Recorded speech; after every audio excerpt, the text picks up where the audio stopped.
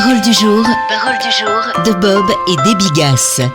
Bonjour à toutes et à tous. À propos de Dieu, nous lisons dans Romains 1, verset 20, « Sa puissance éternelle et sa divinité se voient fort bien depuis la création.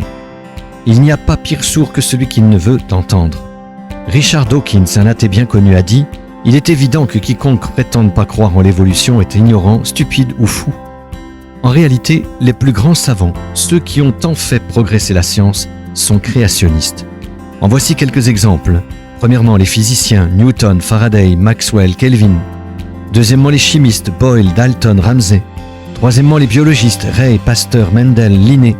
Quatrièmement, le mathématicien Pascal. Cinquièmement, les astronomes Kepler, Galilée.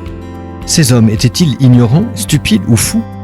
Isaac Newton a découvert la composition de la lumière, déduit les lois du mouvement, calculé la vitesse du son et défini la gravitation universelle, tout en croyant que notre univers ne pouvait qu'être l'œuvre d'un être intelligent et puissant. Selon un sondage de 2007 paru dans le magazine Newsweek, 78% des personnes interrogées attribuaient la création à Dieu, tandis que seulement 13% croyaient à l'évolution naturaliste. Ne soyez pas intimidés par les non-croyants, ripostez. La Bible affirme « Ce qu'on peut connaître de Dieu est manifeste pour eux, car Dieu le leur a manifesté. » En effet, les perfections invisibles de Dieu, sa puissance éternelle et sa divinité se voient fort bien depuis la création du monde quand on les considère dans ses ouvrages. Ils sont donc inexcusables, versets 18 à 20. Oui, il y a un Dieu et il veut que chacun le connaisse personnellement. Soyez bénis.